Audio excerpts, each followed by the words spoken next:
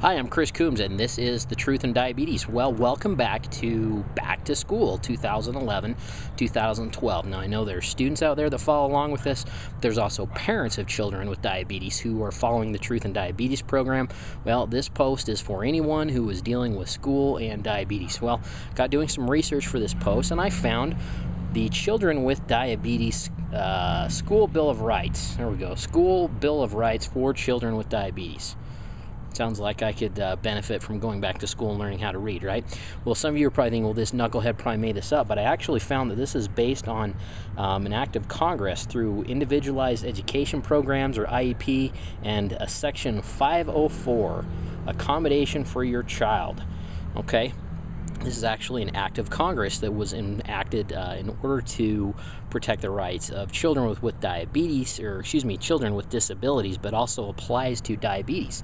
So, children with diabetes require medical care to remain healthy, and the need for medical care does not end while the child is at school. Thus, while at school, each child with diabetes must be allowed to. Now, don't worry about taking notes just yet, because I am going to post a link to this article where I found this. Good stuff, good reference point to have on hand when you're taking this on. Number one, do blood sugar checks. Now, we live in a world where people freak out about everything. You look at somebody wrong, you could get sued. But when that meter comes out and you start poking your finger and there's blood flying, people freak out about this stuff. But it is your child's right to do that. Now, they may need to do that in an area that's semi-private, and then again, it might work out for them just to do it wherever they're at. Depends on the child, depends on the situation. There might be a teacher that's squeamish about it, and you know what? While taking care of your rights, you also need to think about the rights of those around you. For example, they have the right not to get squirted in the eye with your blood, so you got to be careful when it comes to that. But number two, treat hypoglycemia with emergency sugar. That's right, they get to have their stash of glucose with them. No food or drink does not apply to your child sitting in class with diabetes. If they need sugar, they got to have access to it, whether it's with them in their desk, in their locker. Not a big fan of, that can be with the school nurse. Well, what if the school nurse isn't available in that moment? This is something that your child gets to have with you and have access to at all times. Okay, next thing, injecting insulin when necessary. Again, it's always interesting what happens when you pull a needle out in a public place and take a shot. You get people looking at you like you're an IV drug user, so on and so forth. Oh well, they'll get over it. Unfortunately, right now, we can't get over that need for insulin, so that's another thing that they absolutely have a right to do. Another thing is eating snacks when necessary. Okay, having food in the classroom, sometimes it's a necessity. I eat 6-8 times a day. I'm always poking a little bit of something in my mouth. It's how I keep my blood sugar regulated and how I keep my metabolism going. So that's another right that your child has. Now, eat lunch at an appropriate time and have enough time to finish the meal. Again, this is something that your school gets to do to accommodate that child's need. Now, this can change over time, but I remember back in the day when I was taking NPH or 70/30, and it was a real pain in the butt to try and plan meal times around my insulin dosing. Now, there are better technologies that are available now, so you don't necessarily have that peak going on, but if that's an issue, your child does have that right to have lunch at an appropriate time and to allow time not only to eat lunch, but also to take any needed medication. Next thing, have free and unrestricted access to water and the bathroom. I remember this in high school well.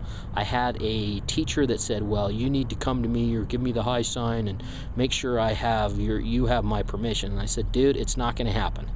If I stand up and I leave, I'm either taking care of diabetes or some other problem, and just know that I'm not, screwing around, whatever.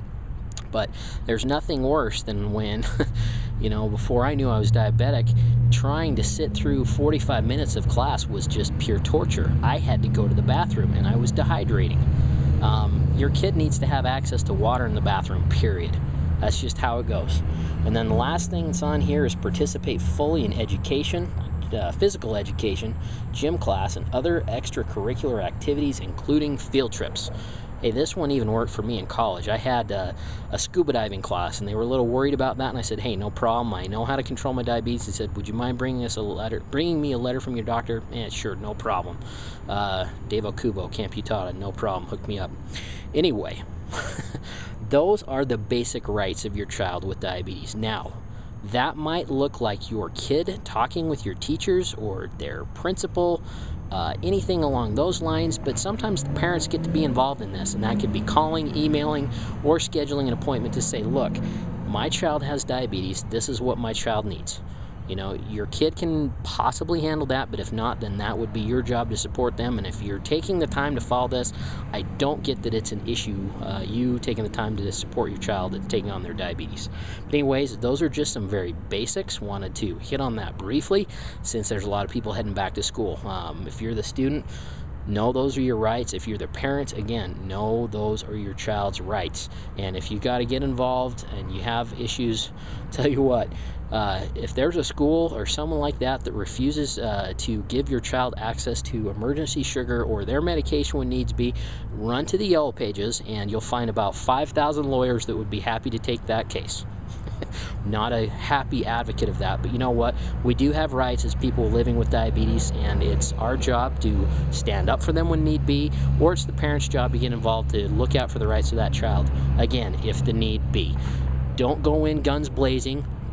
Again, you know, that verbiage is true. You'll always catch more flies with sugar than with vinegar. You know, don't be a jerk about it. Always be nice first, but sometimes you do got to be stern about it. And again, still not best to be a jerk, but you can be very assertive and say, look, this is how it's going to be. But anyway, as always, welcome your feedback, comments, suggestions. Again, disease or destiny, it's your choice.